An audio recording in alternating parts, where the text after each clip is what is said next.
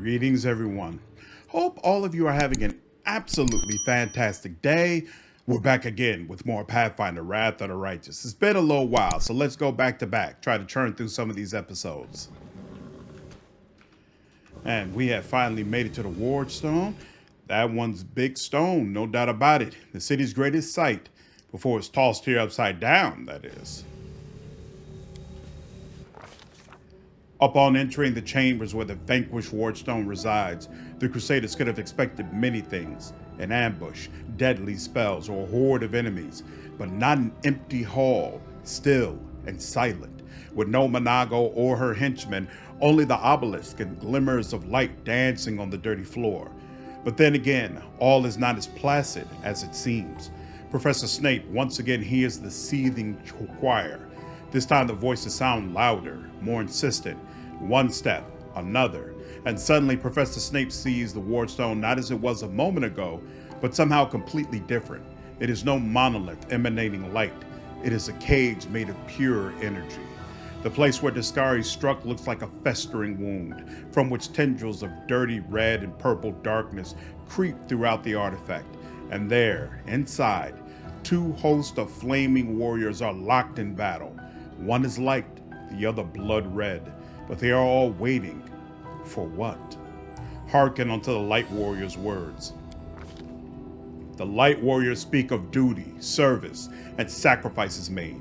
Their words reveal the truth of the Wardstones. Each one contains a host of angels, volunteers from heaven who committed to this indefinite imprisonment in order to guard mortal kind from the demonic threat. They make no complaint. They ask no easing of their burden. If the goddess and her herald offered them the same choice again, they would consider it the ultimate honor to sacrifice their freedom for the cause. The angels know Deskari's evil plan. When the last of the Light Warriors falls, the Wardstone will become a deadly explosive that will destroy everything around it, and the other obelisk in the chain will meet the same fate. The Light Warriors pray for help. They plead for someone to strike down their fallen brethren. Those who succumb to the demonic corruption are already beyond salvation, but if they are stopped, it will allow the Wardstone to heal and the Light Host to continue its duty. The crystal chisel, discovered in the ruins of Kennebrez, is the ideal weapon for this task. It will cut out the corruption along with those who have succumbed to it and restore the Wardstone's full power. The eyes of the Aeon, until now slumbering peacefully in the hero's soul, awaken. They urge the hero to look upon the Wardstone through them. The Aeon's eyes wish to see.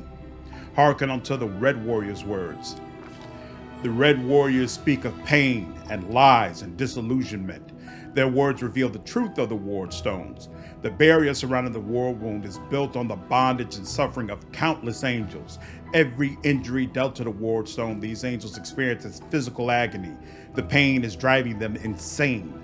Deceived by the hollow platitudes about duty and service, they suffer torment day after day for the sake of ungrateful mortals who do not even know their names. Enough!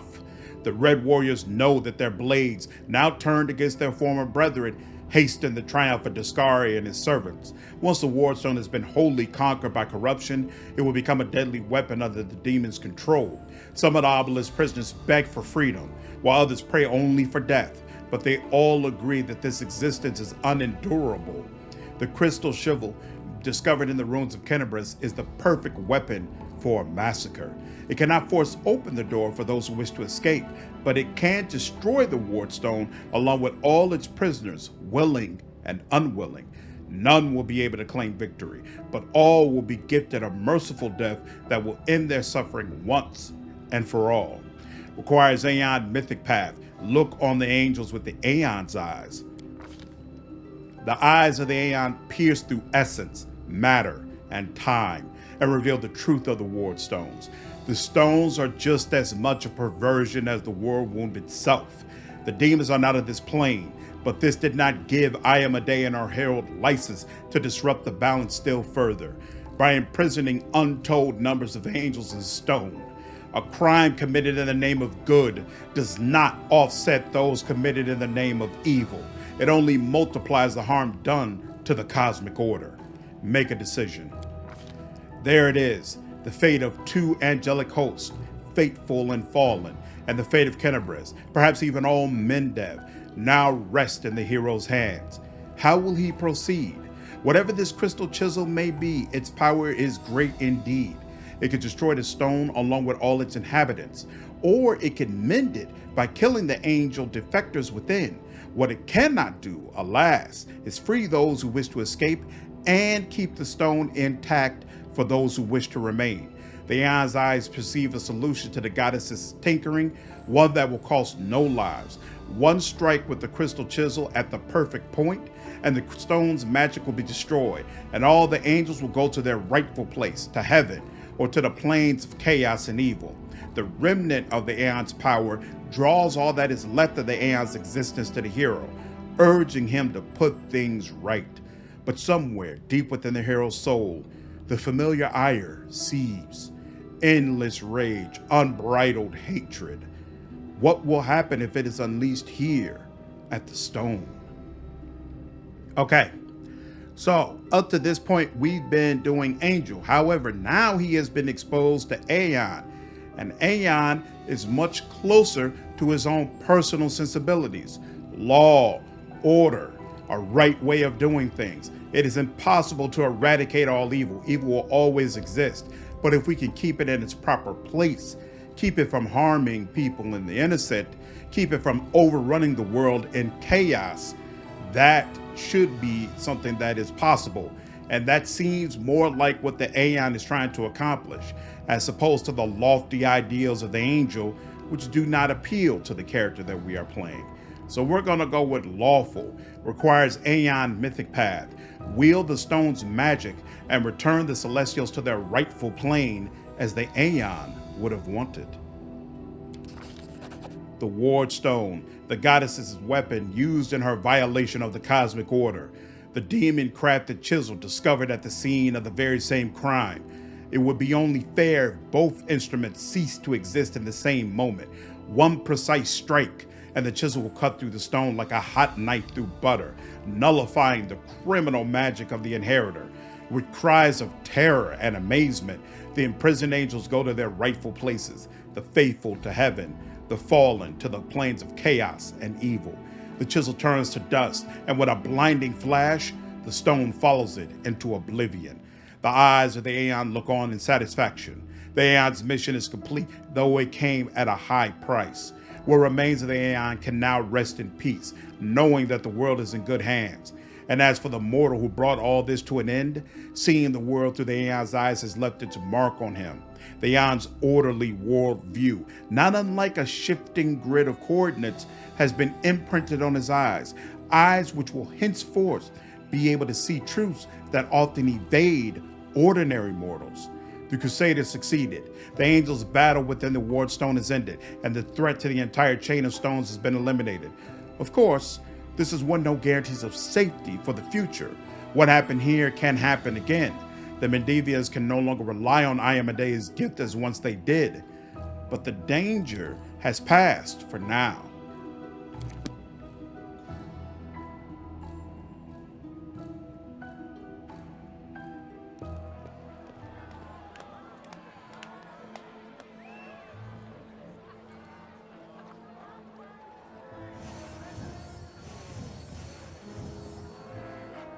Look at them, Suture. They're rejoicing like children. The storm is coming and none of them sees it. Shall we add to their festivities, my lady? How about a little lightning to burn their flesh? Oh no, Suture. We'll leave such frolics to Deskari's little lads. We are here for something else. Something I have greatly anticipated for a long, long time.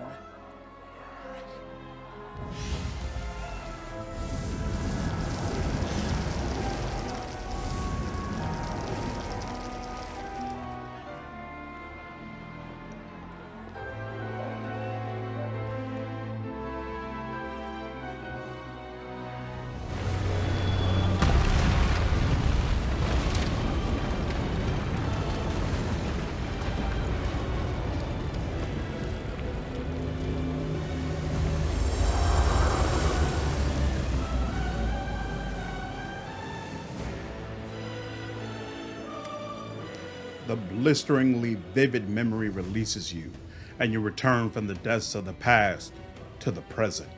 You feel a fresh breeze on your face. The energy expelled from the Wardstone has blown the roof off the Grey Garrison. The Wardstone's energy suffuses you, and through you flows into your allies. What's that? What's happening to me? What are you doing here? How? I see. Tricks from your pathetic goddess. So even Iomedae will resort to dirty tricks when you have her cornered. Don't celebrate yet, mortal. There's no one to hide you from me now. Look, you're already wounded. Pathetic mortal. I'll have no trouble finishing you off now. You'll die anyway.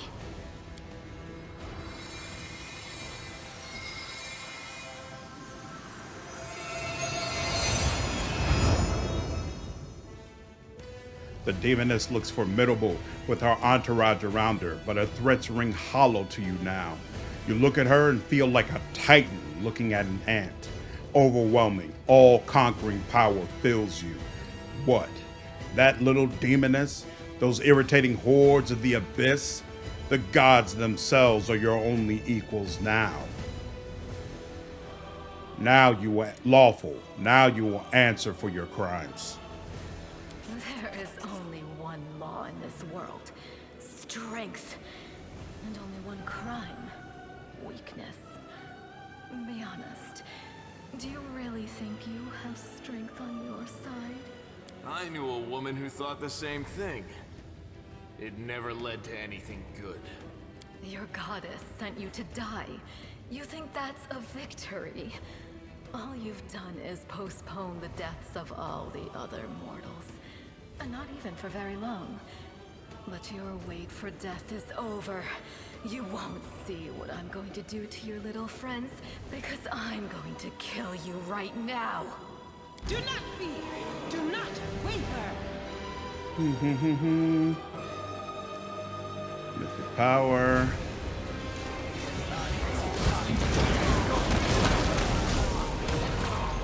Yikes.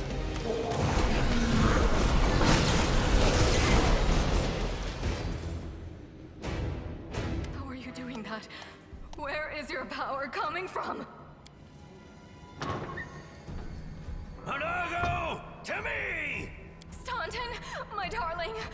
I knew you'd come back for me. Shut it! Get over here now. Get behind me. If you want to finish her off, you'll have to step over my dead body first.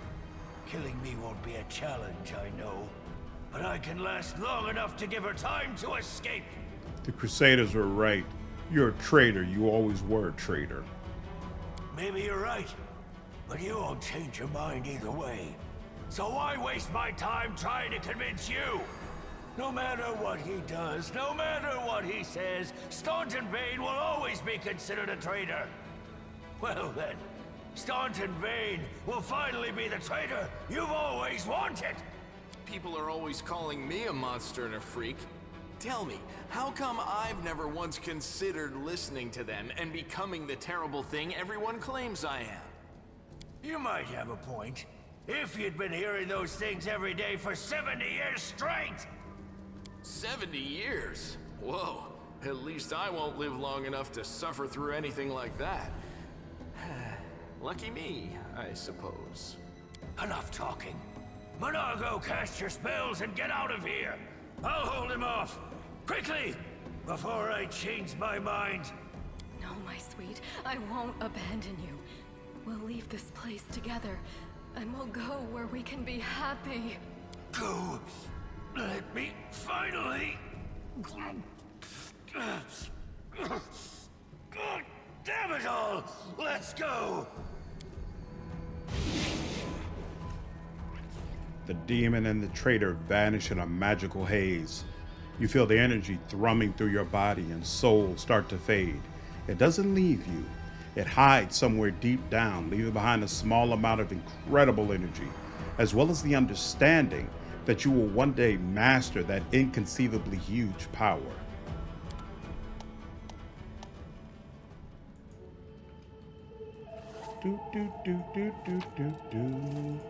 All right.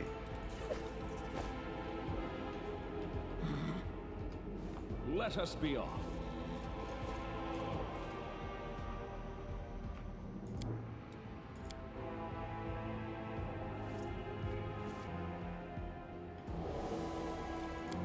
Let's see. Mythic Hero. That's Macabre. Abundant casting, more than likely. And yep, that makes sense. Ever ready? Yeah, probably. Abundant casting, I agree. No, we do not want abundant key. You can close that. Actually, let's give your pet a boost. Yeah, sure. You, boundless healing.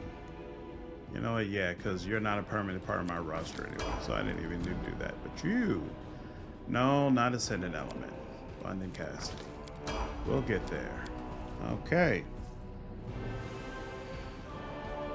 And with that, I believe it's time to blow this smokestack. Camion, and we're good.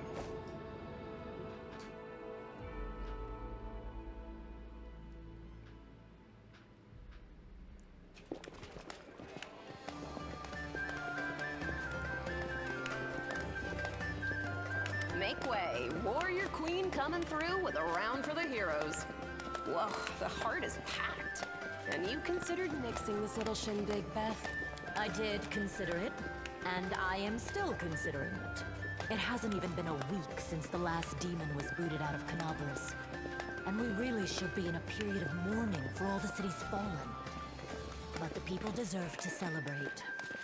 And he deserves to be honored for saving the city and possibly all of Minagho. That was one hell of a fight. One hell of a fight calls for one hell of a party. According to the Watch reports, there has been no demon activity whatsoever outside Canopolis. I get the feeling the fiends are as shocked by what happened as we are. What happened in the garrison, what you did, it was a miracle. I truly believe that the gods remembered us and decided to intervene. Beth, come on, you agreed. No serious business today. All right, I'm done. No more. Who would have thought we'd be celebrating a successful attack on the Grey Garrison, our own fortress, and that we'd blow the roof off the place? It's simply unforgivable. Comes a cheerful voice of someone sitting at the far corner of the table. While we're on the topic of the roof, there's already a rumor going around that you have been blessed by Iomedae herself. And it was her power granted to you that destroyed the garrison's walls and roof. And it turns out the people want a little piece of that blessing for themselves. The townsfolk are gathering chunks of the garrison's rubble as souvenirs and talismans. And I'm sure they'll hit the black market soon enough. Oh, yeah. Here, breathe on this for me. For good luck. Drop it, Anivia. I'm not a messenger sent by the gods. People who aren't divine messengers don't usually go around taking whole stories off of buildings and blowing packs of demons away. But if that's how you want to play it, then fine. I'm still keeping my stone, though. Nevi! What are you on about now? What do you mean? Do you see many people at this table who've been personally blessed by Iomedae herself? Well, a couple perhaps. Says the same mirthful voice that joined in before. Iomedae's blessings are not conveyed through stones, and as public officials, we really shouldn't. Erebeth looks to the end of the table where the voice originated, and her eyes widen as her words trail off. I feel a little chastened after what you said about public officials, but I myself have acquired a few pieces of stone, and also wish to ask our hero to breathe on them for good luck. So, what now? Are you going to toss me out of this fine establishment? The woman dressed in unshowy finery raises her eyebrows. Your Majesty. Yes, it is I. I made the journey here to deduct the cost of repairing the garrison roof from your salary. We have not been introduced. Galfrey of Minagho. Lawful. Shake her hand. It's an honor, Your Majesty. And for me also. So, this is what he looks like. The one all Mendev is talking about. News of your deeds reached me even before my messengers could. Your Majesty, we were just... I'll have them arrange. Calm yourself, Commander. I deliberately came here without any fanfare because I did not wish to draw attention away from our honored hero here. My personal guard and the force I brought with me are standing watch outside the city. I ordered all your sentries to stand down. They also deserve a break. Every person who tirelessly fought to save Canabris will enjoy themselves today. And my reinforcements will ensure peace and order. Will you join our celebration, Your Majesty? Please, don't Your Majesty me. We are in a tavern, not my court in Nerosian. Address me as you would any comrade in arms. Concerning the celebration, as you can see, I already invited myself. I couldn't pass up the chance to meet the new hero all the Crusaders are talking about. And soon, not just Crusaders. We're here celebrating while the demons might be planning their next campaign. Oh, I do not doubt that, even for a moment. But we will not give them another chance to catch us off our guard. It is time to turn back the tide. Your Majesty, my dear cousin. Count, I admit I was surprised to learn that you valiantly joined the ranks of the city's defenders. Pleasantly surprised. I live to please you, my queen. My first thought when Deskari cruelly robbed us of noble Terendelev and half of Canabris' crusaders in one fell swoop was of you, my queen, and of how these events would weigh heavily on you. No one could have foreseen the demon attack, and we have so successfully held the defense here for 4 heroic crusades. I'm going to drown him in the nearest well this very night. Erebeth mutters. I value your dedication and your eloquence. I hope you will continue to aid our soldiers. Not a chance. You know that I am not made for the front lines.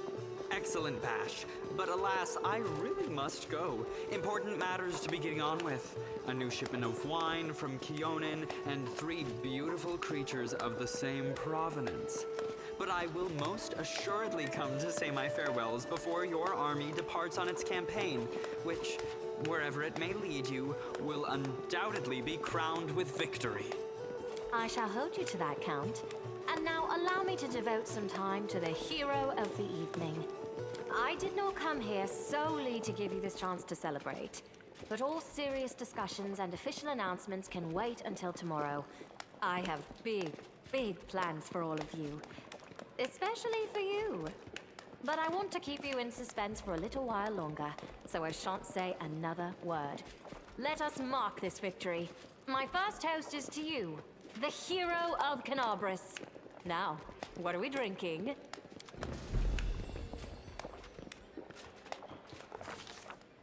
The fires of Canabris have died down. Now the army's path leads to the walls of Dresden, a fallen citadel that the Crusaders have been trying in vain to reclaim for 70 years. The new piece on the board might give their efforts some added momentum.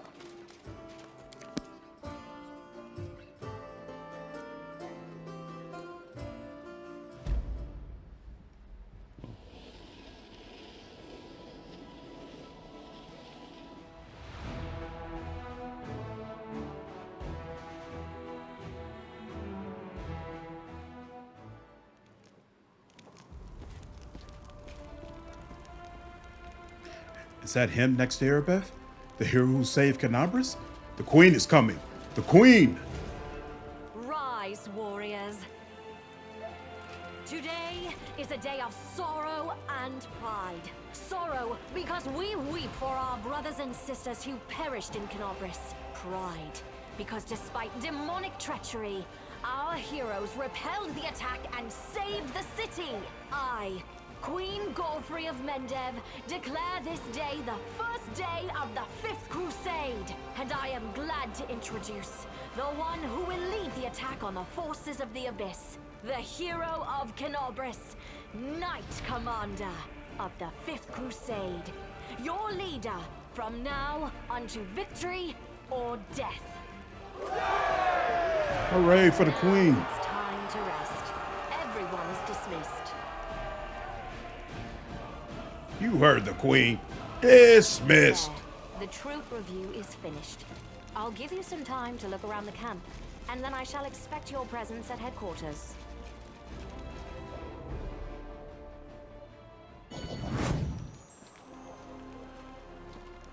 Commander, please allow me to join you while you inspect our encampment. All right. I think that's a fantastic way to basically bring us into a new act and show that you're now in a new phase of the game. Really, really good stuff. The old elf smiles when he hears your footsteps. Allow me to congratulate you on your victory and on acquiring mythical powers capable of casting down the strongest of demons. Have you decided to join the Crusade? I have decided not to, I'm afraid. My path and the path of the Crusade lead in the same direction, but alas, they are not yet one and the same. After the demons were driven away from Canabras, the path into the Worldwound became open, if only temporarily. I'm planning on using this opportunity to visit Thou Fall Silent. It doesn't matter now. I'd hate to bore you with the details of my venture, which may prove useless even for myself. However, I'll try to return to the Crusaders and aid them in their confrontation with the demons after I'm done. I hope to meet you again, in this world rather than the next. Please examine the items I'm carrying. Give the Storyteller the broken buckle and the necessary materials. Restore this relic for me. The elf cautiously uncorks the vials and begins to work his enchantments. The essence evaporates, turning into light that streams onto the buckle. The light thickens, becoming gold. The Covenant of the Inheritor. That is the name of this relic. This buckle once adorned the belt of a glorious knight from Minagho. It is the embodiment of a promise made to a young girl by a powerful deity. A great promise that has changed much in the world. When you touch the restored relic, a strange vision comes to you. It's as if you could see the events that happened to it in the past. A burning sensation spreads across your chest from the very spot where your mysterious wound sometimes opens. What is this? The influence of the Storyteller's spells? Or is it something else? I had a vision. The old elf frowns. How strange. You are a remarkable mortal. No one has ever shared my visions before. What do you think caused it? Perhaps these things have something to do with your destiny, or the fate of someone related to you. I do not have an answer, only advice. Seek out such relics. Look for what links them all, and you will know the truth. We have more important things to do. Return with new stories. I will be waiting. I got the page you were looking for from the gate garrison. The Storyteller carefully takes your find. Yes, you are right. Another piece of evidence from the past I have forgotten. The old elf's expression becomes withdrawn. The Storyteller clenches the pages you brought. His voice becomes a bit younger and more energetic. My hand touches the stone wall. The cold pierces my palm like the teeth of a hungry dog sinking into a piece of meat. I don't take my hand away. I let the stone enjoy my warmth in return for its services. It accepts my caress and my unasked question, the one it's been asked thousands upon thousands of times. Where should I go next? Behind me, I hear the loud stamping of the minotaurs that guard this God-forsaken place. I tricked and outwitted them, leaving only a trace of my presence. There's darkness lurking up ahead, honing its swords, claws, and teeth in the hope that a rare traveler visits its lair. But today it will get no one. This labyrinth is alive. Its red-veined stone walls resemble the guts of a huge creature. If you keep still and listen closely, you can hear it breathing in the wind that sweeps through this place. Where do I go from here? Forward, to the place whence the wind carried a faint chuckle, whence comes the faint smell of ash, whence a few ages ago, Demon Lord Baphomet began his great escape. Baphomet? Are you inside his labyrinth? Yes, I'm traveling through the Ivory Labyrinth. This is not the most pleasant of my journeys, but it is necessary to reach my goal. How were you able to evade all the dangers of the Ivory Labyrinth? The Storyteller raises his chin proudly. Have you forgotten who you are speaking to? I am the last Archmage of Kyonin. I have been to many dangerous places, and this is just one of the many. It won't be the last. What do you need from the Ivory Labyrinth? an answer to a question, a key to a secret, knowledge that can save many lives. A sliver of a smile appears on the storyteller's lips. My kinfolk were weaklings and cowards. They ran from danger, but one stood up to my enemy, and Baphomet will give me the weapon to win. Please continue. For several years, I had thought about how to defeat Earthfall. My enemy has no flesh and is impossible to kill. It blazes through everything in its path. It doesn't enslave but destroys life itself. And I have found the answer. I know how to save my world. Earthfall came to destroy Golarion. Its strike was brutal and my world barely withstood it. But what if Earthfall was resisted by not one world, but several worlds at once?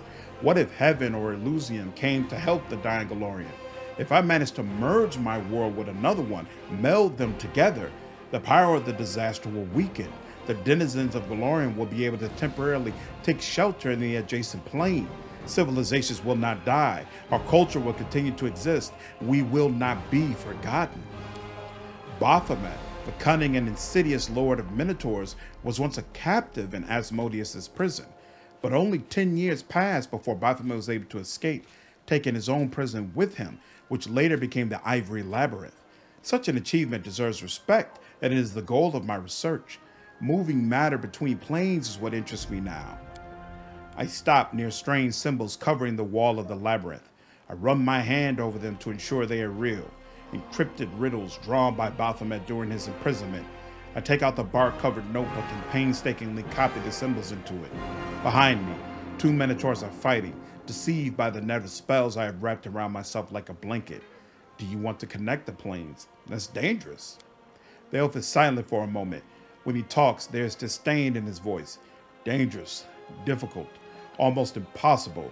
But tell me, is the risk not worth the Thessalonian Empire perishing before my eyes? Does Galgon, the Cyclops' kingdom, deserve death? What about the Aboleth Empire? The storyteller moves his lips silently. Another plane will pay for saving Golarion. There will be wars, and then a new world will come. But we will survive. We will defeat Earthfall, and history will not condemn the victors. A bark-covered notebook, the one your mentor gave you? The storyteller lowers his head, but a moment later jerks it back up. Yes. Blinded by my pride, I tore it to pieces when I thought I would not follow my kinfolk. I'm still not going to run, but the knowledge written in this notebook by my former mentor might serve my purpose. The elves managed to open a portal to Savorian and keep it open until all our people escape from Golarion.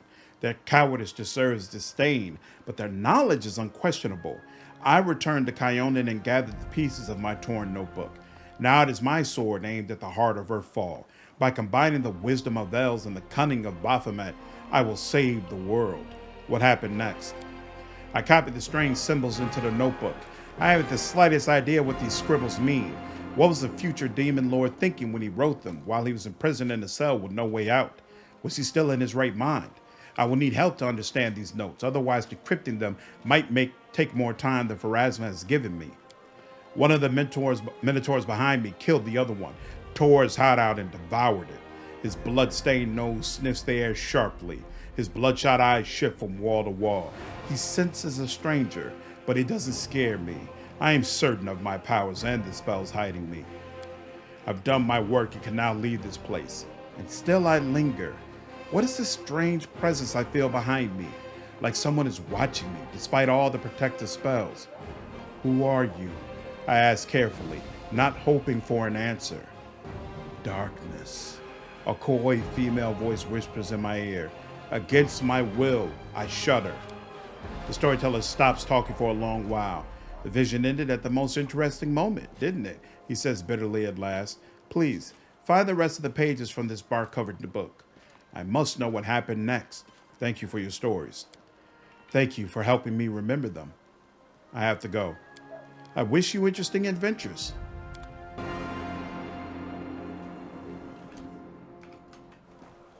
Let's move. All right. Now, find everything.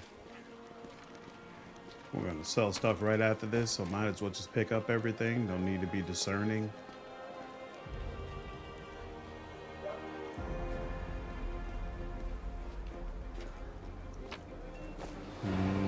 Follow me.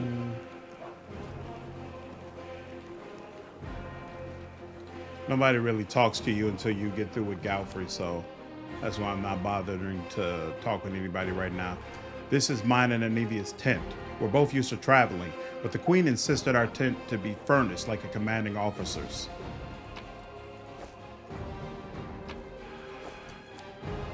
This massive bed is clean and neatly made. Only commanding officers are allowed such luxury during marches.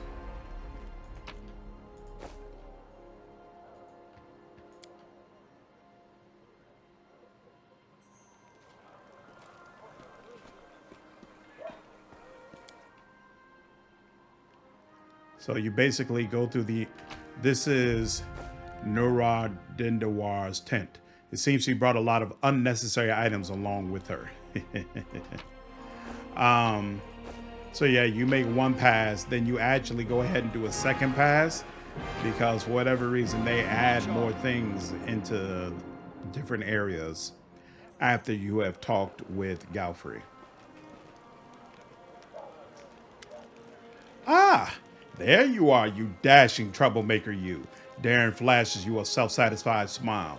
Our short acquaintance is coming to an end. Very soon you will depart on your crusade, where you'll scrape by on horrible rations, struggle vainly to fall asleep amid snoring soldiers, be rudely awakened by the freezing cold, and have to look upon the dour faces of self-righteous pigs before you finally perish in the maw of some demon. I have a journey ahead of me too. I've just rented a sailboat in the south. I've also hired an excellent chef and a host of other entertainments. Well, to each their own, I suppose. Daeran pauses, then suddenly adds in a more serious voice, you know, I am genuinely sad to see you go. If it sounds like mockery, forgive me. I cannot switch off my venom gland on the wind, you see. But you intrigue me. If only we could have spent a little more time together. But of course, Daeran grimaces, not under these conditions. Let the Crusaders and the demons have at each other. With any luck, they'll take this entire sanctimonious spectacle down with them. I'll be blunt. You don't intrigue me. Not the way you obviously had in mind. But you are a valuable companion. You could have stayed in my party. Who? Me? What? In this traveling... Pardon me. In this army? Daeran offers a doubtful smile. You must be joking. Of course I won't stay. Who in his right mind would trade a luxurious and carefree life for this crusade? In any case, I intend to wait until the army departs. I do love a good send-off, especially when it is I who is staying and someone else who is heading off to meet a dreary and hopeless end. Sometimes it does one good to ruminate on the unfairness of life. Well then, farewell, Commander. I assume I shall be your most precious memory on this most disgusting and exhausting road to the pointless slaughter of battle. Or, if not the most precious memory, then at least the most stirring. Daeran smirks before instantly losing all interest in you, or at least he pretends to. Onwards. Hey. Daeran is such a jerk, but you gotta appreciate him.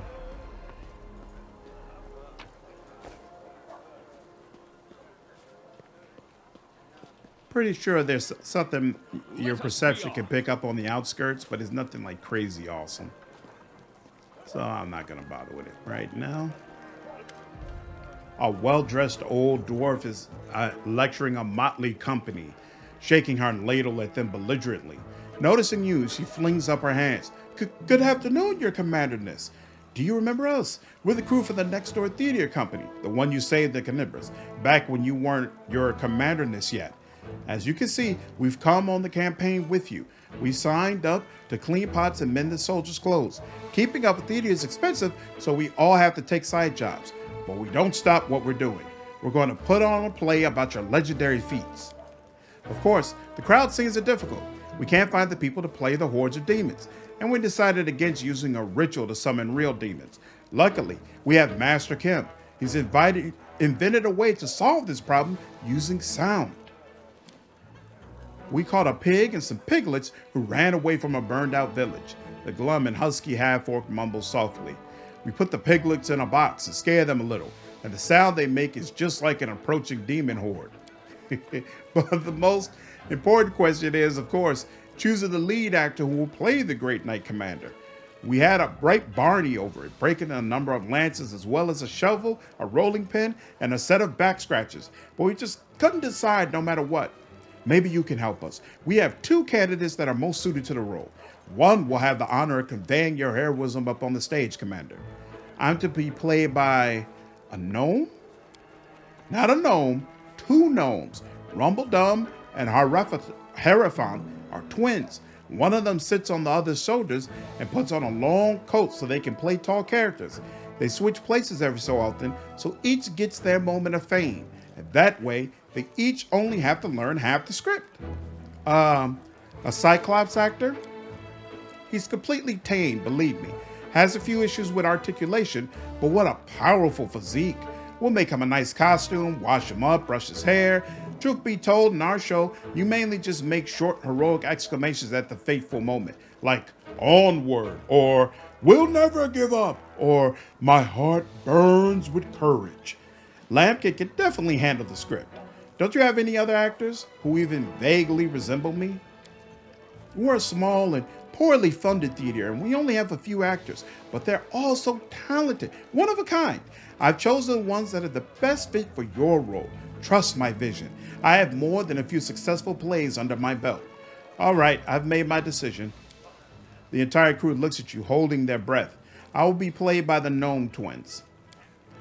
Wonderful. Sorry we took you away from all the important things heroes and commanders do. We're off to rehearsal. First we'll wash some pots, then we're off to rehearsal. Let's go, you lazy lumps. Don't embarrass old Grandma now.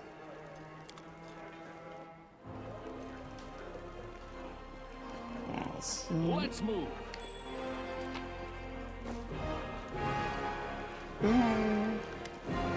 A group of soldiers is talking loudly, laughing joyfully, and passing around a flask. So picture this. My sword is by the fire, there's 2 goblins about to snatch it, and 3 more are digging through my tent. And I'm sat in the bushes wearing just my mail shirt, wondering what the blast to do. An old mercenary taught me about the mail shirt. You can't sleep in armor, but it's not so bad in mail once you get used to it. Too bad no one told me not to go into the bushes without my sword. So what did you do? What did I do? I barked like crazy. Goblins are afraid of dogs, you know. So they all went wild and started running around. I spot my sword, and they spot me. So I jump over to the fire, wearing nothing but my mail shirt, and I grab my sword, and I yell in my big, tough voice, "Oh, inheritor, grant me the power to crush these filthy creatures." My sword shining, the goblins are screaming, I jump to attack them, and they fight back. But I fought them off somehow. But ever since then, I never take a step without my weapon. Seelah takes a sip from the flask. Ha ha ha ha, that's some story. Hey, stop gulping, leave some for us. We've only just set off, and you're already drinking? And with the queen in the camp? Stop this at once. The knight quickly snaps to attention. Seelah raises the flask and says loudly, "Right you are, Commander Terabade. We are drinking to the queen's health." Seelah, show some discipline. Seelah becomes serious and puts the flask away. My apologies, Commander. That's better. You're a paladin in an army, not a mercenary on a raiding party. Make sure you act like it.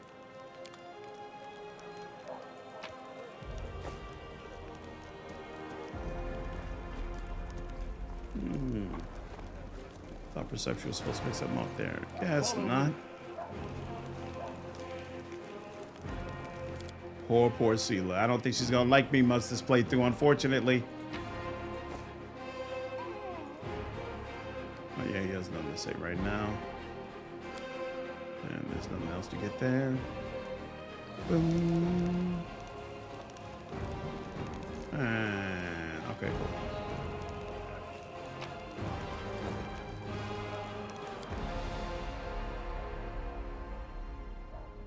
We outfitted this tent to be used as our chapel. Even the less pious crusaders will come here to say their prayers when the final battle is upon us. I've seen it happen in my previous campaigns. And I'm sorry, I forgot to mention this. This is the field hospital. Alas, the clerics of Kennebre suffered especially heavy losses, so we're in desperate need of healers. We are few, but the gods are with us. The prayers of good people around the world are with us. Too bad they're only recruits, but that's alright. We'll bring them up to speed. Altar of Torag, the father of creation, the dwarven god of craft and kin. Altar of Aristil, old Deadeye, the god of hunting, farming, and the quiet pastoral life. Altar of Iomade, the light of the sword, the goddess of justice and valor, and the patron of the Crusades. This place has been sanctified. It can protect the area around it from the corruption of the abyss. Altar of Desna, the great dreamer, the goddess of freedom, travel, luck, and dreams. Altar of Serenre, the healing light, the goddess of the sun, healing, and redemption. March on. Boom, boom.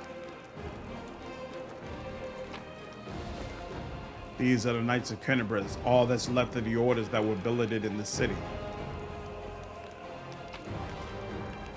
Onwards.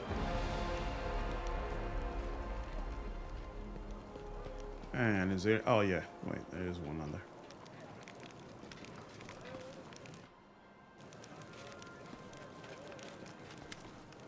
Good day. Do you remember me? I'm Jurnah. We spoke in the Defender's Heart. So you're the commander of the Crusade now. Aristil knows it's hard to imagine someone worthier of taking up the post than the savior of Kenebres. May the good gods help you prevail. What were you doing in the Defender's Heart? What I was bound to do under my holy orders. I healed the wounded and boiled up the healthy to fight another day. Have you joined the Crusade? Don't take it amiss, but no, I haven't. I have my own task. I am needed in Chili Creek, a tiny hamlet which, due to some oversight, has been left without a priest these many years. I'm about to set sail for there. I'll be making my journey along Old Man Selland. I have to go. May Aristil watch over you. Yes, 3 cheers for the commander. Now answer my questions. Where are the mail shirts? According to the paperwork, we're supposed to have 50. I personally deposited the money for them in the army's treasury. The burly soldier with an impressive beard greets you with a broad smile. Will Garms, the quartermaster, at your service. How may I be of help? Tell me about yourself. The quartermaster looks away sheepishly. There isn't much to tell, really. I was born in Kenebres in a humble family. I got an education, taught myself to read and write. Got drafted into the army, spent 3 years as a shield bearer in the first line. I left after I did my time and joined the Stonemasons Guild, then moved on to the shipwrights and rose to a crew chief. Sailed to Iberia twice and returned with goods. Made some money, built a house, but I haven't started a family yet. I think I will after we are done with this war. But a few years ago, something started gnawing at me. I got this feeling like I need to go home, that there was a storm headed for my native city. And when there's trouble in Mendev, there's only one thing to do. You go to the recruiter and sign up for the army. And so I did. At first they wanted to make me an infantry sergeant, but then they decided I'd be a better fit in the supply department. I could take care of army properly, and I'm pretty handy around the warehouse, not to mention I know how to manage a band of helpers. And so that's how I became quartermaster. Wilster gives you a shy smile and shrugs, as if they were a wholly unremarkable story, typical of any crusader. What are your duties in the camp? A little bit of everything. What's an officer to a soldier? A strict father. So what does this make a quartermaster like myself? Something like their mum, that's what. I make sure the lads have everything they need to defeat the enemy and come back from battle in one piece. Wilster starts ticking off his fingers. That means food, firewood, medicine, tents, mended clothes, fixed weapons. The horses have got to be fed and watered. The camp's got to be fortified by the evening and broken up by the morning. I make sure the wages are paid on time and the wagon wheels don't squeak. And then there are reports. Gods, till you asked. I never realized how many duties I actually had. What do the soldiers think of their new commander? They mostly tell tales about your unusual power, but they don't shy away from talking about you as a person too. Soldiers are always like that. If Iomade herself descended from heaven, you bet they jabber on about how she grips a sword and how good she looks in her armor. Word is that you possess some special magic and know spells that no one's ever seen in Mendev before. People say you could do all sorts of stunts, turn into a dragon, throw lightning bolts, fly across the sky, and that you specialize in this one spell that lets you corrode and make love all night long without ever flagging. I don't know where they got that last one from. You think they weren't righteous warriors of light but common soldiers? Ha! Wilson says with a genial smile. I have to go. Oh, hey, I didn't realize I have a level up. Yeah, isn't that nice? Bum, bum, bum, bum.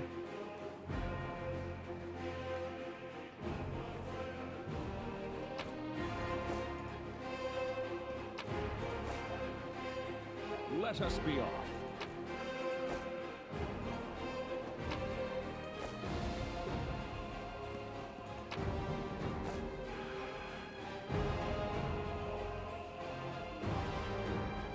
Quick save.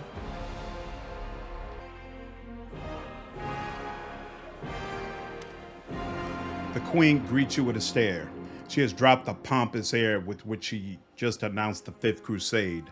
The face of the ruler of Mendev appears calm and thoughtful. She's made her move and now waits her opponent's reply. Commander, I'm satisfied with the troop review, but I do not expect they will be sufficient for the task. You will have to prove yourself a shrewd leader and hire the necessary troops with the provided funds. I have chosen a target for your campaign, and that target is Dresden, our lost outpost within the Worldwound. The Sword of Valor was kept there, a banner that was once carried by Iomade herself.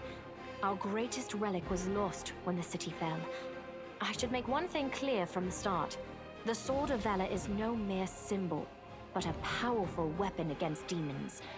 The holiness of the banner weakens them and robs them of one of their most dangerous abilities, teleportation. A forced march to Dresden awaits you. The Sword of Valor is kept somewhere within the Citadel.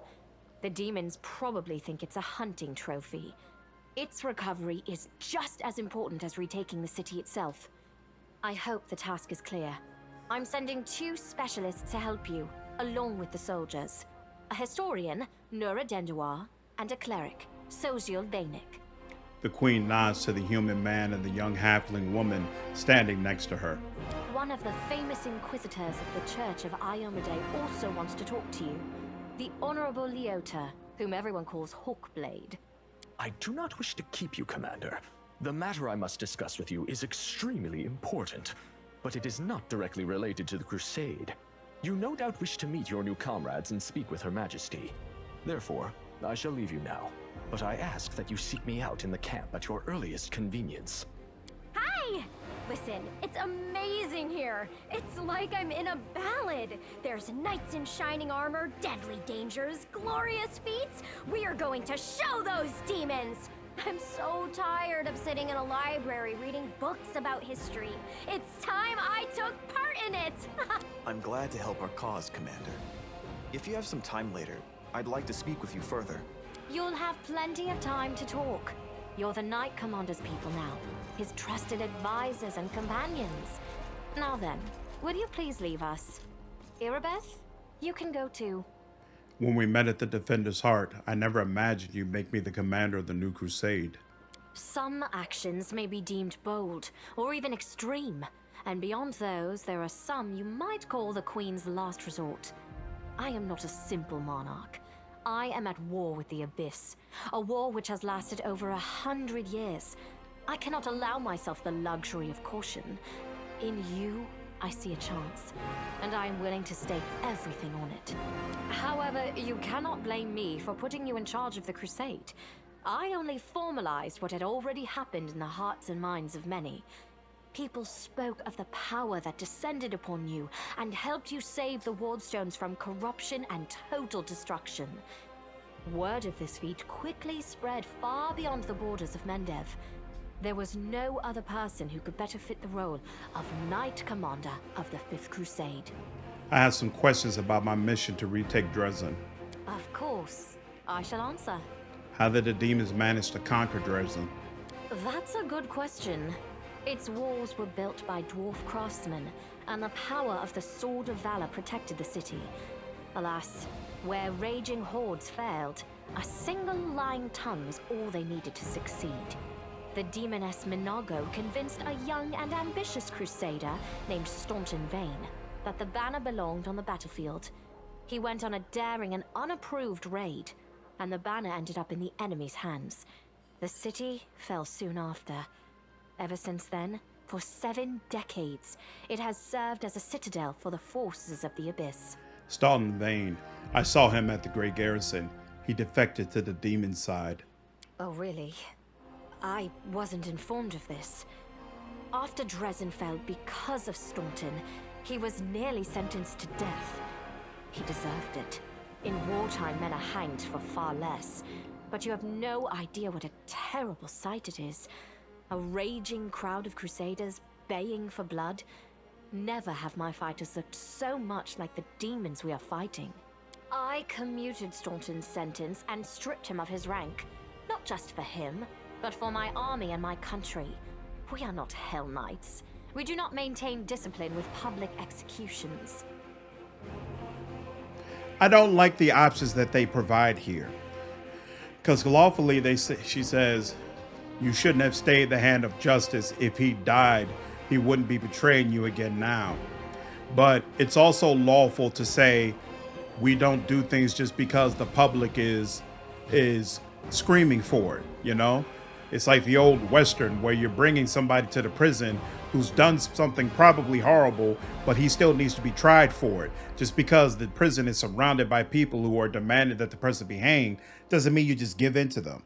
So I don't like the way they only give you one lawful option here. So unfortunately, we're going to pick the good option, because also my character is not one to run around trying to pass judgment on people who are put in very, very difficult situations. Leadership is hard, and he understands that, especially in her situation. So we're going to go good. It was a tough choice. I understand. Thank you for your support. The longer you live, the more things you do, and the more criticism you endure.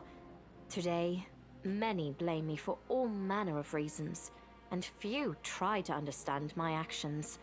Your words warm my soul. And also, the evil option makes sense, but I don't like it for my particular character. The evil option was to basically say someone should have killed him on the low. He would not advocate for that. We should have tried him and then lawfully hanged him. What forces are at my disposal? Everyone we saw today at the parade. First among them, the Eagle Watch, who remain a powerful force thanks to Erebeth's resourcefulness.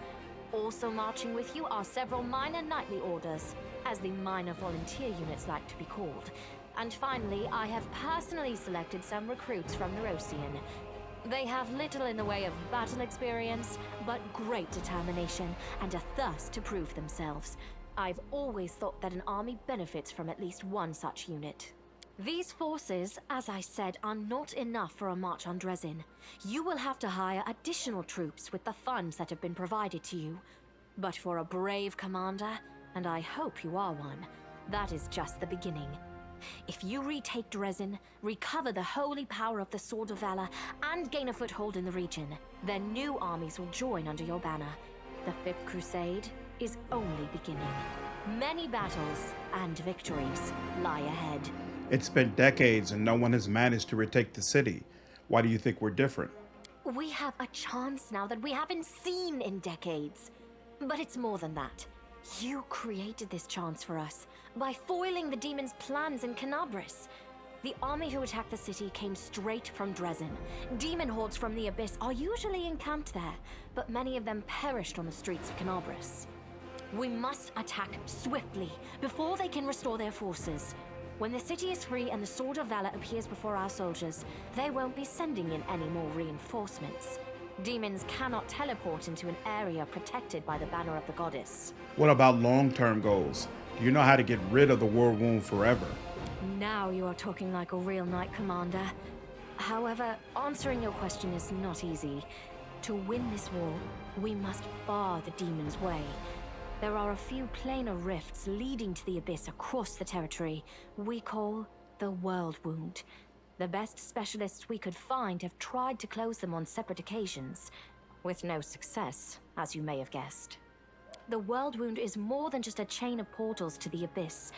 We do not understand its nature yet. The methods of rift closure known to magical science simply do not work here.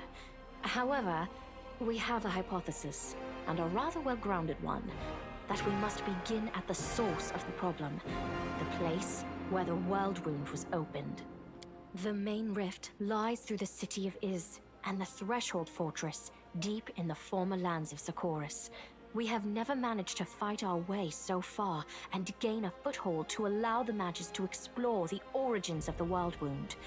So, the next step, after you succeed in Dresden, is an offensive push deeper into the Worldwound, with the aim of reaching Threshold. The very threshold of the Abyss. I have no more questions. Wonderful. Did you know that the souls of angels from heaven are confined in the Wardstone? I had guessed as much. Many angels fought alongside us in the First Crusade. Heaven was unable to mobilize its full might to aid us, but individual Celestials volunteered to fight for our cause. Then one day, they all vanished, saying that they were setting off on an important mission. Not long after, Iomede's herald erected the first Wardstone in Canobris, and then the others in cities across Mendev. Even back then, I had nagging doubts, but my faith in Iomede easily assuaged them. It is for us to serve the goddess after all, not to question her works. In any case, I am glad you did not allow the demons to commit sacrilege and gain control over the Wardstone in Canobris. We might have lost one of the Wardstones, but the chain is still standing. You should know I received an unusual gift in the caves beneath Canobris. In a vision, I saw the death of an angel called Lariel. Somehow, he was able to grant me the ability to reveal the light of heaven. Lariel. I knew him. He disappeared shortly before the Worldwound grew, and Dresden fell into the enemy's hands. In the chaos, we had more important concerns than investigating the fate of a single angel. Even one so righteous and beloved as Lariel. And afterward, matters took a turn for the worse. The angels left us to go on this special mission. It is so strange to hear the names I used to hear when I was young, like getting a message from the past. It is sad news, but it brings me back to the times when we strongly believed in our victory, and we rushed headlong toward it without fear. Could it be that such times have come again? Show the covenant of the inheritor. Do you remember this? This. I thought this relic was destroyed many years ago. How strange it is to see it whole again. At one time, it gave me hope. I am pleased that this object will serve the Crusade once more. I had a vision of Iomede giving her covenant to you.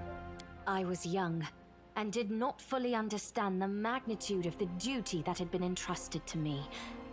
Iomede gave me hope and strength to see me through the trials ahead, and in so doing, she won my everlasting loyalty. Do you still remember the oath you swore in battle? Always. No matter how arduous, no matter how dark the skies, no matter how much blood flows from my wounds, I shall stand with you. We shall fight for our loved ones and our friends, for the right to live and die free. We shall do everything we possibly can, and after that, we shall begin to do the impossible. And if the hour should come when our arms can no longer raise our swords, our bodies will become a shield to cover those who still have strength to fight. I, Galfrey, Queen of Mendev, swear this to you. This is my vow. You withstood a blow from Areelu Vorlesh in that battle. I would proudly declare that to be true, and say that even Areelu Vorlesh could not kill me on her first attempt. But to do so would be boasting. I was protected by my goddess. However, I was glad to see that, no matter how great the betrayer of humanity's power, it is nothing as compared to Iomede's might. Hand over the covenant of the inheritor. Please, take this gift. The covenant of the inheritor should belong to you. So, he's already kind of decided, Aeon speaks more to me. I don't feel close to Iomede. I do not believe that I got this power from Iomede. And he's seen the vision of Iomede giving this to Galfrey, so it feels wrong to keep it. Let the Covenant's restoration into my hands be a good omen for this war. I thank you. I shall ask the priests to offer prayers for you, that Iomede may send you strength and fortitude in the coming battles. And what are you going to do? Overlooking a spot of insubordination just at the moment. However, I shall answer you. I shall prepare the defenses at Nerosian and all the other border cities and plan the future of the Fifth Crusade. Does that satisfy your curiosity, Knight Commander? Lawful. Requires Aeon Mythic Path. Does the Church of Iomedae really spend so much effort prolonging your life, Queen, just so you can watch the battle from the rear? You're the living banner of the Crusades, and your duty is on the front lines. It's been a long time since anyone tried to talk to me quite like that. Like an interrogator at a trial. I don't know if you realize what you're suggesting. If our enemies in the depths of the wound were to discover that I was with your army, they would immediately send their most vicious demons to attack. They would stop at nothing to be rid of me, and thereby sow chaos across Mendev. But you are right. I shouldn't be sitting it out in the rear. I am a warrior queen and a queen of warriors. Yet my fighters have forgotten what I look like. Fine. I shall join the Crusade, but on my own terms. First, I shall assemble my entourage and lead the parade out of the camp. I shall catch up with you later, along with a few hand-picked bodyguards. We'll change our armor, and I'll become a knight of a minor order and join the troops incognito. Until we approach Dresden, no one should know I am among you. But before we storm the city, I shall show myself to the troops and join the battle. Let it be a surprise for the demons. I hope you won't complain of my company on the road, Commander, since you were the one who insisted upon it. Do you have any other questions? The task is clear. Splendid. Ah, yes. We have one final matter to attend to. It should be rather enjoyable. Count, there you are. You received my instruction? I did, though I did not have time to read the thing before I was dragged before your majesty. In truth, I was readying myself to depart. No matter. I trust you will forgive your sovereign for the rather brusque summons, especially when you learn what prompted it. As you are aware, he has recently been appointed my Knight Commander of the Fifth Crusade. I spent a long while pondering whom to appoint to the highly sensitive post of Commander's Field Attaché and Advisor Plenipotentiary without portfolio. Congratulations, Count. It is a great honor, I suppose. Lawful. A rather frivolous gesture for a queen. The adequacy of any measure can only be assessed against the reason that prompted it. Isn't that so, Count? I had my doubts about whether you were ready for such a responsibility, Count, but your conduct in Kenobris has put my mind at ease. So, you will travel with the troops to Dresden. Only the commander may remove you from your post, but I trust that you will dutifully fulfill his orders and make a good showing of yourself. Especially since word of your appointment, Count, will reach the court at any moment. All of Mendev's nobility will be following your successes in service to the nation, including all of your devoted admirers. I even heard that one bard with whom you are particularly friendly has already begun composing a ballad to honor your heroic participation in the Crusade and your faithful service to the commander here. Your largesse truly knows no bounds, dear cousin. I am most gratified by the honor you have shown me. Then let's get going. May Iomedae help us. Awesome. I love all of that. I think they did an absolutely fantastic job setting up why you become commander and why you are in this new phase of the game, while also making you interested in what's to come. Great stuff. Anivia sweeps an inquisitive glance over you. So tell me straight, how'd that brawl at the Great Garrison end? I heard the rumors, of course. That's kind of my job, you know, to listen. You've no idea what cobblers the Crusaders say about you. Some say that Iomedae came to you and appointed you her herald. Others say that you died and an honest-to-God's angel is now leading the army disguised as you. Still others say it was just an explosion at an alchemist lab and I'm the one spreading rumors about your powers.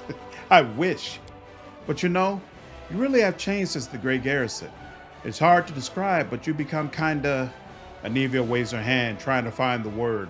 More dangerous? Yeah, exactly. More dangerous. I have a gut instinct about these things. If I did not already be dead, You're dangerous, Commander. And by Desna, I hope you'll be dangerous to our enemies and not to us, or to yourself. I have to go. All right, you watch yourself now. Let's move.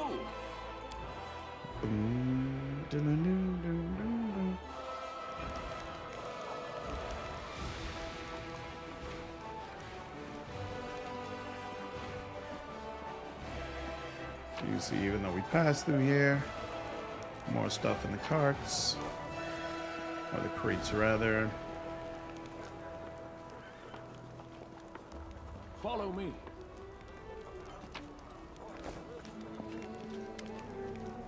Ember is bobbing her head and humming a tune. She greets you with a carefree, cheerful smile.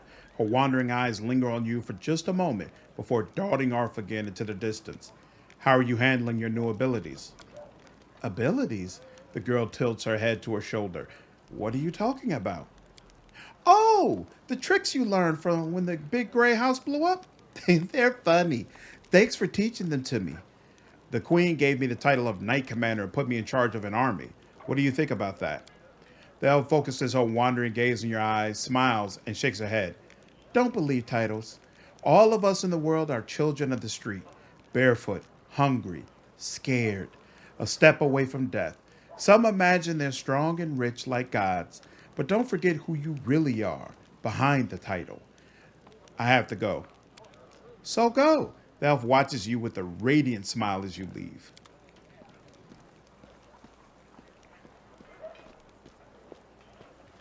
March on. Nope, back there.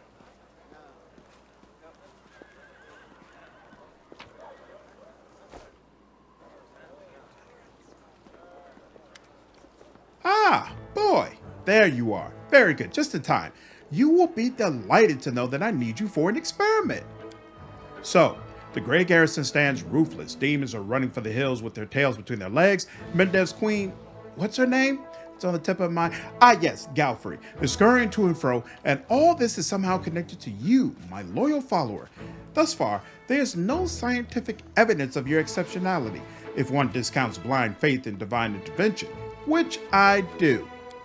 We, people of science, refuse to believe in the inexplicable without any proof. We are the ones who explain the inexplicable. Nanio punctuates her statement with an energetic sweep of her arm, and therefore, open your mouth and say "ah" for me. Why? Isn't it obvious? I'm going to study you. Come along, don't stand in the way of science. What does my mouth have to do with my new abilities? Perhaps there's no connection, or perhaps there's a direct connection. We'll never know unless we try to find out. Open your mouth. Ah. Nanio peers into your mouth with a practiced eye. All right, your throat's fine. Tongue looks perfectly normal. Your breath? She sniffs. The smell is in line with the regular functioning of the digestive system. Now for your teeth. She sticks one hand in your mouth and probes each of your teeth in turn with the skill of a seasoned dentist. No detectable alterations. By the way, did you know that many individuals, while being wholly civilized representatives of their races, still have an amazingly powerful bite? As if suddenly recalling something, Nanio promptly pulls her hand out of your mouth. Are you really trying to find a correlation between fang length and civility? Nanio seems slightly embarrassed. For the good of science, I look for correlations everywhere and in everything. How can you prove there's no correlation if you don't bother to look for one? With teeth like mine, I should know. Nanio casts a puzzled glance at you, but then quickly nods. Ah, yes, you're a Dhampir. Field research has shown that a Dhampir's bite will turn an individual neither into a vampire nor into another Dhampir. Unfortunately, the average bumbler on the street prefers to believe idle speculation rather than scientific fact. Moving on. All right, what do we have next? Ears. Let's check your hearing. Testing! Nanio yells right in your ear and nods in satisfaction as she observes your reaction. Your hearing is fine. Was fine. But don't worry, it's scientifically proven that it should return to normal soon. Next, Nanio circles you. Eyes are clear, posture satisfactory, limb length is standard, no lice.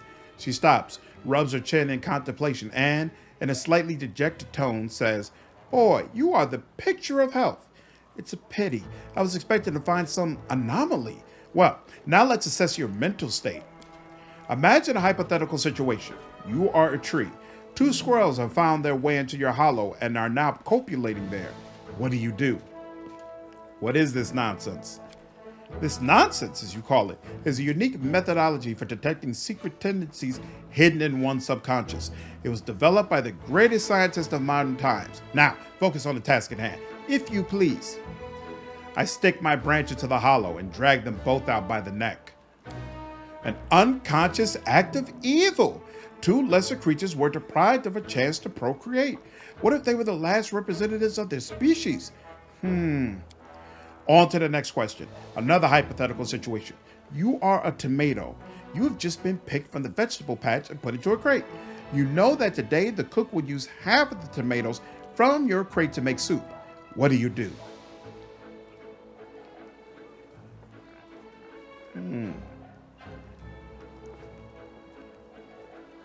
None of these are good. If I'm going to be eating, he's not a quitter though. But dig into the crate sounds cowardly almost. If I'm going to be eating, then there's not much I can do. That's the fate of a tomato. An unconscious act of submitting to the unspoken rules and laws underpinning the functioning of the universe. Yes, it is all quite clear to me. Blind submission to someone else's will and unjustified aggression whenever this external will ceases to dictate your behavior. You have something of the undead about you. Wow. Okay, I'll take it. On that note, I deem this experiment complete. Thank you for your participation. Nadio looks at you pensively and then gestures at you with a wide sweep of her arm. And yet you remain a puzzle to me. I love puzzles. One of these days I will solve you completely, unless I forget. Now I have time to answer your questions. Come on, ask away. I have to go. Wow. Nadio. I'm going to go in your home before talking to you. Thank you very much. And something more in the chest. Excellent.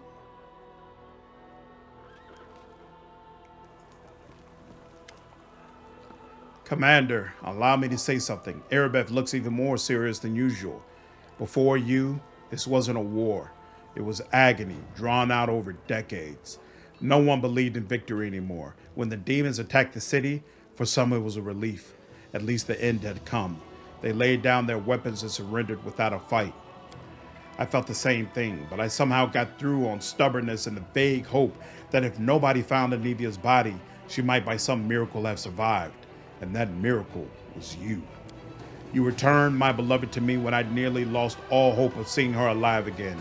Then you went on a suicide mission to the Great Garrison and won the city back for us. You turned a defeat into a victory.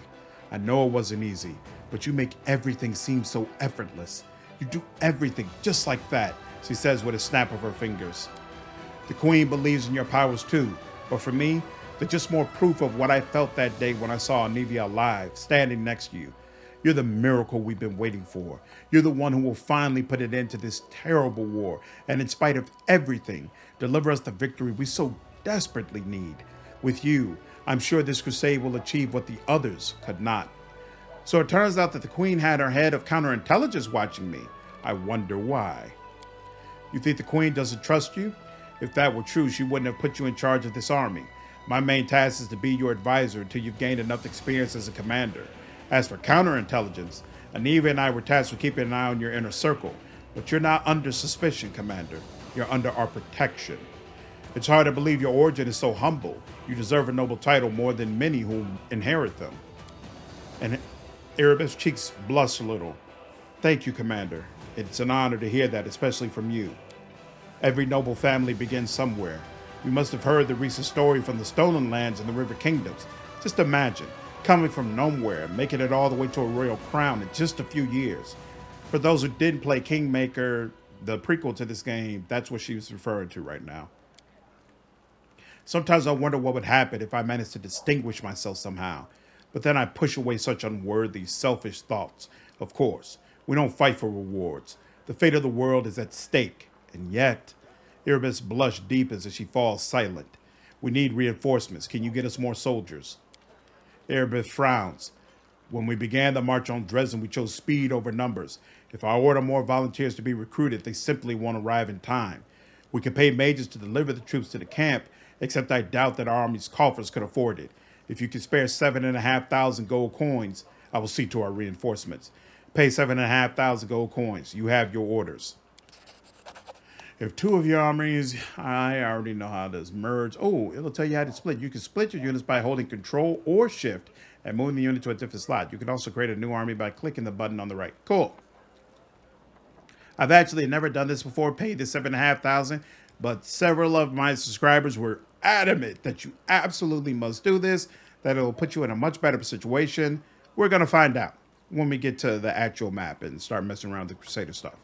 I found a scabbard with your family name on it in the Great Garrison. Erebith looks down. This scabbard held the solemn hour, my family sword. My father once fought with it, and I took it when I left home to become a paladin. Alas, it was not stolen. I parted with my heirloom willingly to help someone dear to me. Anivia needed expensive healing, and, having no other way to procure the money, I pawned my father's sword. I think he would have understood. I'm sure he would have given up everything to help the family. I hoped to redeem the solemn hour eventually, but there was never enough money, and soon the sword disappeared from the pawn shop altogether. I have no idea who took it. Seems like I have to part with my father's sword forever. I finished the whole game and never found solemn hour. If you know how you're supposed to find it in the game, please drop me a note, let me know. I really would like to be able to find it in this playthrough. I was looking for it the whole freaking game, and I don't understand how I could have possibly missed it. Is Anivia sick? You'll forgive me if I don't go into detail. It is a private matter. Suffice to say, everything is fine now. The treatment was costly, but it was worth it. Lawful, it's foolish to part with your weapon in the middle of a war. Nah, he believes in family, deeply. You have the orders coffers at your disposal. Nope. Good, I can see that you truly love her. He's not the mushy kind of guy. We're going to stay silent. Erebith lovingly traces the name imprinted in silver on the scabbard's leather. My parents were loyal servants, yet it wasn't enough to earn them a title or a coat of arms. Still, however humble our name might be, it is worth something. I don't know if I ever see the solemn hour again, but at least I have its scabbard back. Thank you. I have to go. Erebith says goodbye with a short bow.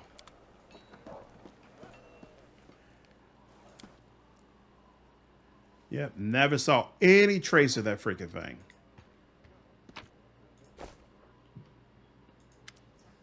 Knight Commander, how can I help? There's much I can do. Just ask.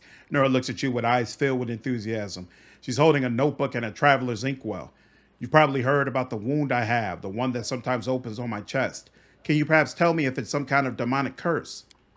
Yes, indeed. I've been told of your affliction. Nora appears at the center of your chest. Can you will the wound to open? No? That's a shame. What can you tell me about this wound? Well, it's difficult to say. I know of blades that leave never-healing cuts, of poisons that stop wounds from healing. I've heard of witches' curses that are rewarded with eternal wounds, but wounds that seem to reopen and heal over and over?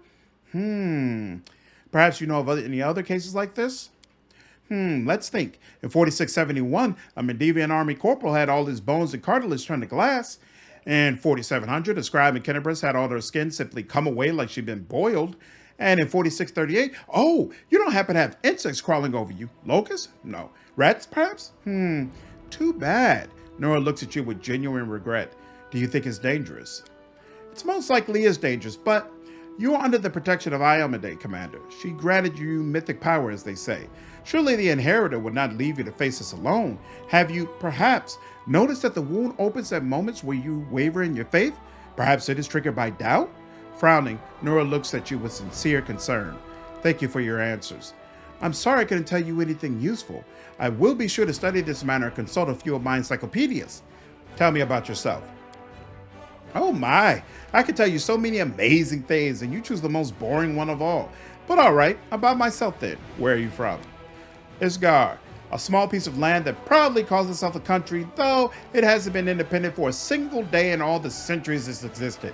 They had a lot of national pride, but all of it is borrowed, always looking to the great day when they can at last be free from the rule of Cheliax.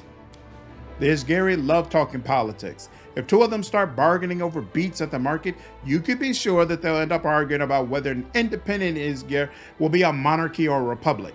I've always found it funny to listen to, and a little disgusting. You see, there are a lot of us halflings in the country, but very few are citizens. Most are slaves. I was lucky. I've always been clever ever since I was little, so they sent me to school instead of making me do the grunt work. They taught me to count and write, and I was sold as a secretary to Lord Axelar Tresbot. He's the one I left his gear with. Never to return, I hope. How did you come to serve Queen Galfrey? I was a slave of Lord Axelar Tresbot in Isgir, my homeland. Oh, what a man he was. He towered over his fellows like a rock over a garbage heap. A true hero. He bought me as a simple secretary, but he made me learn the history of the Worldwound. All of it. One volume after another. He hired tutors for me. He even sent me to meet prominent historians. He didn't want a simple slave, but a slave with an impeccable education. Lord Tresbot was going on a crusade. He firmly believed that the servants of the good gods were weak, and only a follower of Asmodeus could stand against the demon invasion. He took me along as a secretary or historian, and, most importantly, he entrusted me with recording his glorious story for future generations. In his crusade, Lord Tresbot performed many brave feats, but even he could not stand against the Worldwound alone. In his final battle with the demons, when my lord realized he was doomed, his final act was to cover my retreat so that I could tell the world of his great deeds. Some people have said what he did was not heroic, just an arrogant moron puffing himself up one last time, but I say curse their tongues. My difficult journey ended in Mendev when I found my freedom. There I published Lord Tresbot's biography, and I don't want to boast, but who am I kidding? Of course I do. The book sold in great numbers and made me rather famous for a time. That's what brought me to the Queen's attention. She invited me to her court. After all, she was curious about my deceased lord, and she was in great need of an expert on the history of the Worldwound. I hope you'll find me useful as well. So you're not just a historian, but a writer too. Will you write a book about my crusade? Why not? As soon as we finish off the demons, I'll get right to it. Just take care that you don't end up like Lord Tresbot. Do you worship any deity? She makes a wry face. When I was a slave in Isgir, they would beat me with a stick to force me into believing in Asmodeus. They hit me and said it was for my own good. Ever since then, I don't like temples. I realize there are different gods like Desna or Caden who teach goodness and freedom, but it's just, as soon as I smell frankincense, I see the slave driver's stick. Maybe one day I'll be able to turn to a deity without cringing from a blow for not being reverent enough. But for now I'll let others pray for me. Nora's smile trembles and collapses. Nora sounds sincere, but you feel that she's holding something back. Thank you for your answers. You're welcome, but you should ask me about something more interesting. Tell me the history of the Worldwound. Oh, I could talk about that for hours. What exactly do you want to know? Tell me about old Sarkoris. It was an unforgiving country, inhabited by numerous tribes of Kellet barbarians. Imagine Numeria, but without the Metal Mountains, or the realm of the Mammoth Lords, but with a milder climate. That's Sarkoris. The country was ruled by priests of forgotten deities and shamans. It's said that even back then, before the Worldwound, the boundary between worlds was especially thin in this region. Since ancient times, Deskari has had his claws sunk deep into the minds of the locals. His cults thrived here for many centuries. Aroden tried to stamp them out, but in the end, of course, he passed away. How did the Worldwound come to be? It happened the year Aroden died, 4606, a little over a century ago. No one knows if the timing was coincidental or if there's some connection with Aroden's death, but I'll tell you what we do know. The priests and shamans who ruled Sarkoris hated arcane magic and all who practiced it. Wizards and sorcerers were driven from the land, or worse. One of their prisons held a witch named Areelu Vorlesh. We know nothing about her besides her name, and of course, the atrocities she committed. By some unknown method, she managed to harness the terrible power of the Demon Lords Deskari.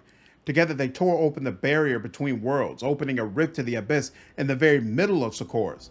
The Worldwound slowly but mercilessly expanded, devouring more and more land. In a matter of years, Sarkoris was a memory. After a moment of silence, Nora adds softly, "Sometimes I think, what did they do to Areelu in that prison? Just imagine, she was ready to give herself to the abyss. If only the demons might devour her torturers along with her. To imagine such hatred, it terrifies me." Tell me about the First Crusade. It began in 4622. Yes, it took the church and the secular authorities nearly 2 decades and hundreds of thousands of lives before they decided to take action. In the meantime, Sarkoris was only supported by handfuls of volunteers.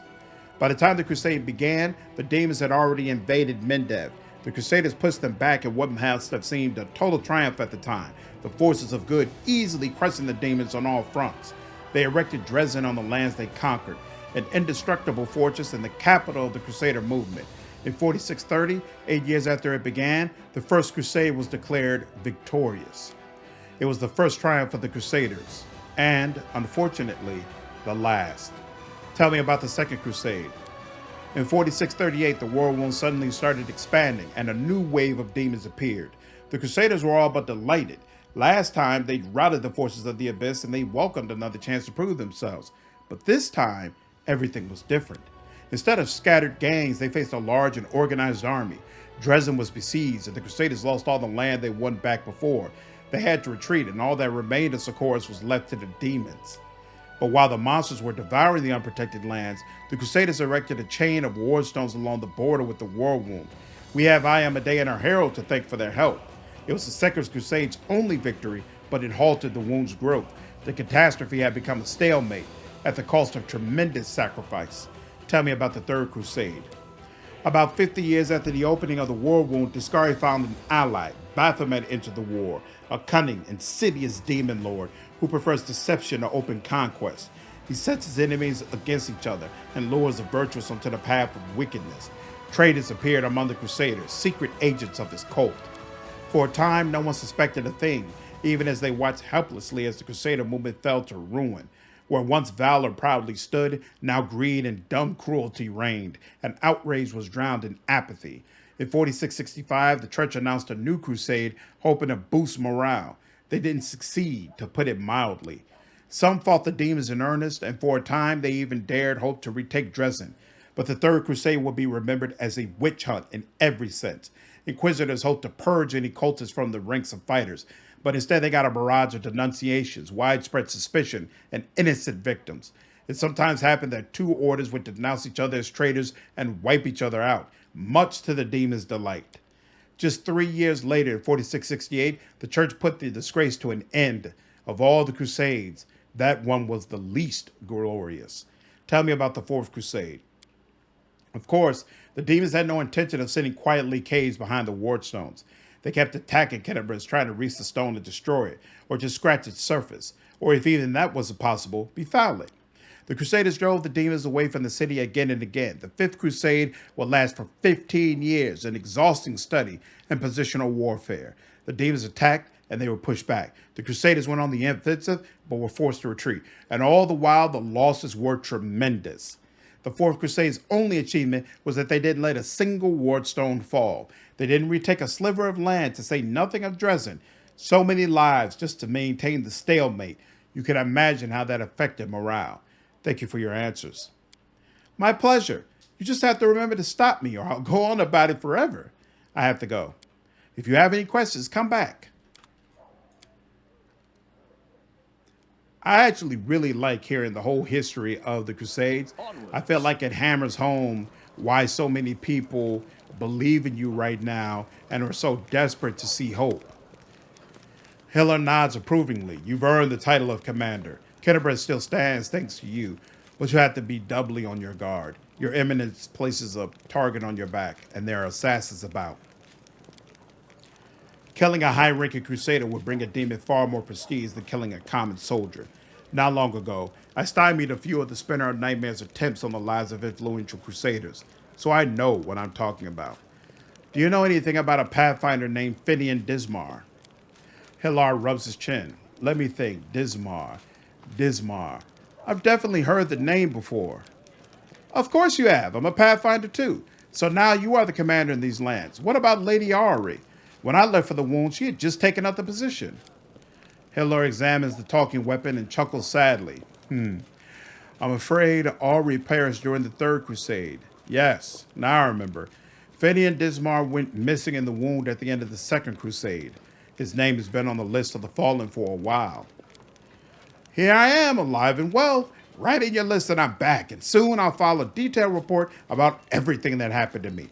Finian's voice is full of joy. I knew it was a misunderstanding, but now everything will return to normal. I need to write to my folks. They probably think I'm dead too. He shakes his head. Hiller shakes his head sadly. Poor lad, but such is the fate of a Pathfinder. We face the unknown, but sometimes the unknown wins, and our mind cannot take it. Which influential crusaders did you save from the Spinner of Nightmares? I've been hunting the Spinner of Nightmares for over a year. My agents, by that time, I'd created a proper network, reported to me that she returned to Nerosian. I immediately suspected that she was planning a great atrocity. By that time, I'd learned all too well that the Spinner was master of illusions and charms.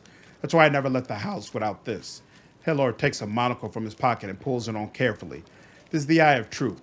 It allows me to see through illusions. My friend got it from the priest of Nethys. However, neither this monocle nor my network of agents were adequate to prevent the attacks, and we were nearly too late. The Spinner of Nightmares decided to strike at the Cruciform Cathedral. They had gathered to celebrate the victory of the First Crusade. It was a great holiday, and there was a lavish ceremony at the cathedral. An influential priest, Anthoclitus, was in charge of the festivities. They were intending to crown him with a tiara and a symbol of high status, but the sacred tiara had been replaced. The Spinner had attained an Incotilus, a sentient and rather ominous cephalopod from the other end of the world. She'd raised it from an elver and trained it carefully, and she cast an illusion on it so that everyone would see it as a tiara. The moment its shell was placed on the Anthoclitus' head, the cephalord would release its tentacles and penetrate the priest's skull.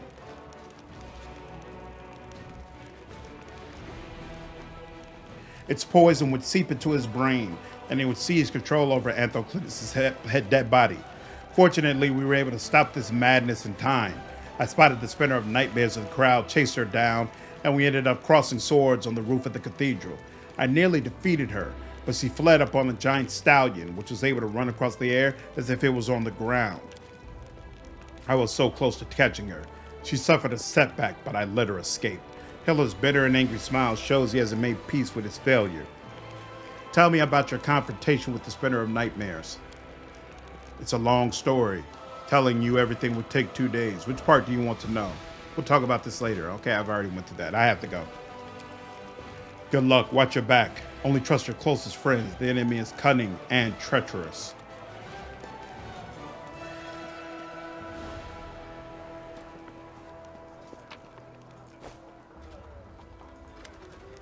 Horgus Gorm has been expecting you, thumb stuck in his belt.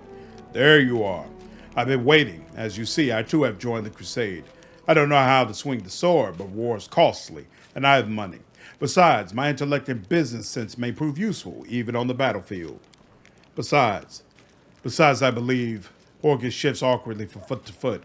I believe I owe you an apology. The way I behaved was rude, ill-mannered.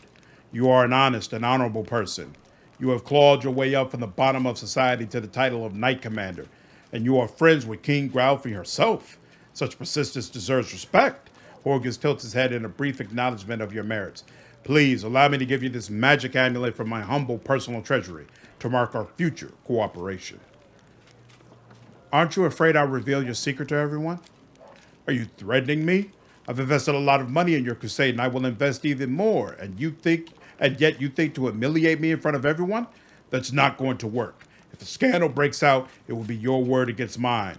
And I've been known as Horgus Gorm for several decades. I own a vast estate outside Kennebress and a share of the local quarry. I will defend my good name to the end. Your claims will be like vile slander. I'll see to that. Horgus' face becomes blotchy, and his eyes nearly pop out of their sockets. He calms himself with visible efforts. However, I do hope it won't come to any of that. We're all here for a common cause, victory over the demons, and I intend to see this business through. Why did you hide the fact that Camellia is your daughter? Didn't I tell you this at the mansion? It's because her mother, Iris, was a lowly half-elf who looked after my garden. I always wanted to join the Gorm name with another noble family. The Gorm legacy must not be mixed with common blood and vanished into obscurity. Iris didn't mind, and we managed to hide our relationship. When Camellia was born, I did not claim her as my own. To all of Mendev, Camellia is the daughter of a lowly servant who died over a decade ago.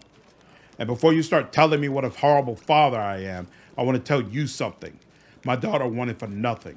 All her whims were fulfilled as quickly as they arose. I hired the best teachers and brought her the best books. She always ate well and had warm clothes. Isn't that what a parent does? How did Camelia's mother die? Horgus pierces you with a long, heavy stare. I'm not going to tell you about that. Some things ought to remain private. Why have you decided to support the Crusades now? With all due respect, that's none of your business. I have my reasons. Perhaps I felt a rush of patriotism when Canabras was destroyed. Anyway, why would you think I never supported the Crusaders? Perhaps I simply don't like to brag about my donations. Ostentatious charity only attracts beggars. I'd wager that Erebeth has no idea whose money she's spending on drinks and supplies. What can you tell me about Count Daeran Arende? The nobles of Canabras should be acquainted with each other, shouldn't they? He is a brilliant young man with a brilliant pedigree, and that story of his, the nobility is the glue that keeps our society together. I suppose that is why demons so often choose their estates as primary targets. Who would notice the demons' bloody massacres if they only slaughter poor country folk? The Arende family shared the tragic plight of the Worms, along with many other members of the nobility. They fell victim to a treacherous attack during a major celebration taking place at their family estate. I hadn't received an invitation and was slightly insulted by the snub, but it turned out to be a blessing in disguise. The gods saved me from a terrible fate. All the guests died that day from a magical demonic disease. I sympathize with the Count deeply. He has endured so much, and it's no wonder he keeps himself aloof from me. I think this is due to the fact that Horgus Gwyrm's fate so resembles his own, and we both have to relive those horrible memories whenever we see each other. I have to go. Awesome. All right. We've went through quite a bit of this, but I think this is a good place to stop. Hope all of you enjoyed the playthrough today. If you did, please go ahead and leave me a like down below, share this content, and subscribe to the channel if you haven't already. I will see you all in the next video. Take care.